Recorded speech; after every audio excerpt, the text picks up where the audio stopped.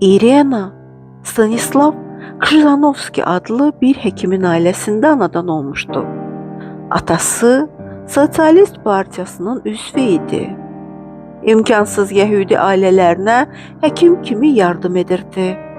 Sonra xəstələrin birindən tifə yoluxdu ve vefat etti. O öldükten sonra Yahudi icması toplaşıp hekimin kızı İrenin təhsilində maddi yardım göstermeye karar verdiler. İren mektebi bitirdikten sonra Varşava Üniversitetine daxil oldu. O da atası kimi sosyalist idi. 1930-cu ildə İren ərə getdi ve Irena Sendlerova oldu. İkinci Dünya Müharibəsi zamanı İren Yahudilere yardım eden gizli teşkilata daxil oldu. O, Varşava gettasına xəstə uşaqlara qulluq etmək bəhanəsi ilə tez-tez gedirdi. İren ve dostları bu gettodan 2500 Yahudi uşağını xilas etmişdilər. Qaçırılan Yahudi uşaqlara Polyak adı vererek kilsələrdə, yetimxanalarda gizlətmişdilər. Bəzi Yahudi uşaqlarını Polyak ailələrinin himayəsinə vermişdilər. Ağlamasın diye körpəlere yuxu dərmanı verib dezinfeksiya kutularında gizlədirdilər.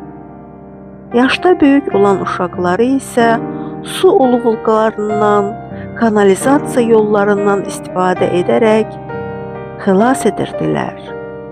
Avtomobil arxasında torbalarda gizlədərək gettodan çıxardırdılar. İren xilas olmuş uşaqlar haqqında məlumatları kiçik kağız parçalarına yazıb şüşə qaba qoyurdu. Rəfiqəsinin bağında, alma ağacının altında qazıb gizlədirdi. 1943-cü ildə faşistlər aldıkları məlumatdan sonra İrenə həbs etdilər. Qadına dəhşətli işgəncələr verdilər. 2 ayağını sındırdılar. Lakin İren gizli təşkilat haqqında bir kəlmə belə demədi. İrenə ölüm hökmü oxudular. 13 noyabrda onu edam etməyə aparanda gözətçilərə gizli təşkilat pul verib qadını azad etdi. Rəsmi sənədlərdə isə güya artıq o güllələnmişdi. 1945-ci ildə Varşava faşistlərdən azad edildi. Müharibədən sonra İren həmin şüşə qabları çıxarıb Yahudilərin mərkəzi təşkilatına göndərdi. Həmin kiçik kağızlar ilə qohumlar yaxınlarını, valideynlər övladlarını tapdılar. İren müxtəlif medallarla tərtib olunmuşdu. O Varşavada 2008-ci ildə 99 yaşında vəfat etdi. İren günahsız uşaqlar üçün ölümü gözə alan bir şəxsiyyət idi.